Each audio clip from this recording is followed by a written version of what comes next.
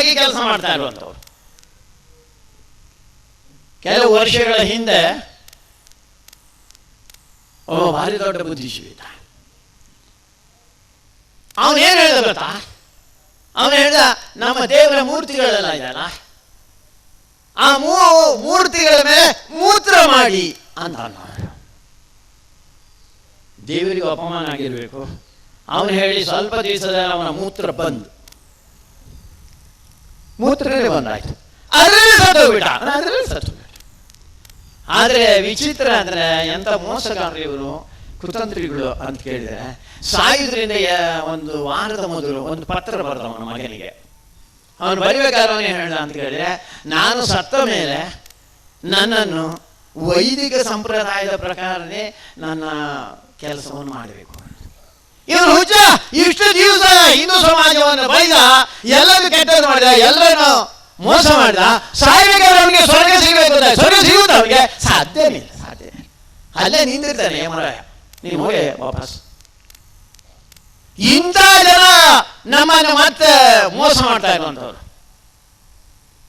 ಈ ದೇಶದಲ್ಲಿ ರಾಮಾಯಣ, ಮಹಾಭಾರತದಲ್ಲಿರುವಂಥ ಭಗವದ್ಗೀತೆ ನಮಗೆ ಮಾತ್ರ ಅಲ್ಲ, ಜಗತ್ತಿಗೆ ಮಾರ್ಗದರ್ಶನ.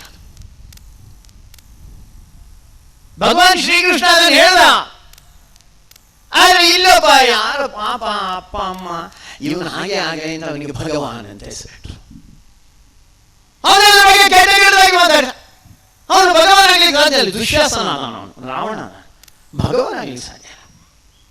ಆದರೆ ದುರ್ದೈವ ಅಂದ್ರೆ ಅಂಥವರಿಗೂ ಕೂಡ ಸಾಹಿತ್ಯ ಪರಿಷತ್ ಅವರಿಗೆ ಪ್ರಶಸ್ತಿ ಕೊಡ್ಲಿಕ್ಕೆ ಹೋಗಿದೆ. ಎಂತ ಹಲ್ಕ ಕೆಲಸ.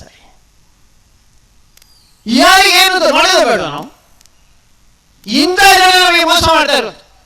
ಭಗವದ್ಗೀತೆ ಕೆಟ್ಟದಾಗ ನಮಗೆ ಅದಕ್ಕೆ ಉತ್ತರ ಕೊಡಲಿಕ್ಕೆ ನಾವು ಭಗವದ್ಗೀತೆ ಓದಲಿಲ್ಲ, ನಾವು ರಾಮಾಯಣ ಸರಿಯಾಗಿ ಓದಲಿಲ್ಲ, ನಾವು ಮಹಾಭಾರತ ಸರಿಯಾಗಿ ಗೊತ್ತಿಲ್ಲ ನಮಗೆ. ಇಂಥ ಪ್ರಸಂಗಗಳು ಇವತ್ತು ಬರ್ತಾ ಇದೆ.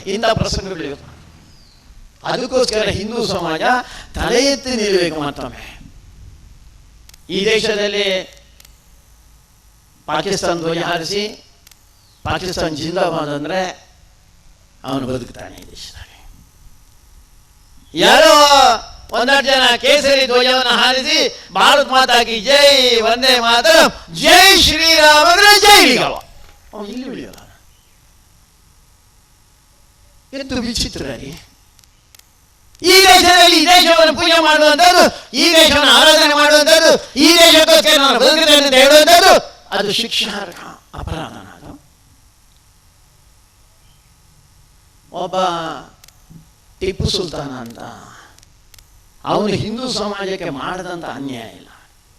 ಮತಾಂತರ ಮಾಡಿದ, ಅತ್ಯಾಚಾರ ಮಾಡಿದ ತಾಯಂದ್ರ ಮೇಲೆ, ದೇವಸ್ಥಾನ ಉರುಳಿಸಿದ, ಸಾವಿರ ಉದಾಹರಣೆ. ಇವತ್ತು ನೀವು ಕಾಸರಗೋಡಿಗೆ ಬಂದ್ರೆ ಭಾರಿ ದೊಡ್ಡ ಒಂದು ಗಣಪತಿ ದೇವಸ್ಥಾನ ಇದೆ. ಆ ದೇವಸ್ಥಾನದ ಮಾಡಿನ ಮೇಲೆ ಅವನು ಕತ್ತಿಯಿಂದ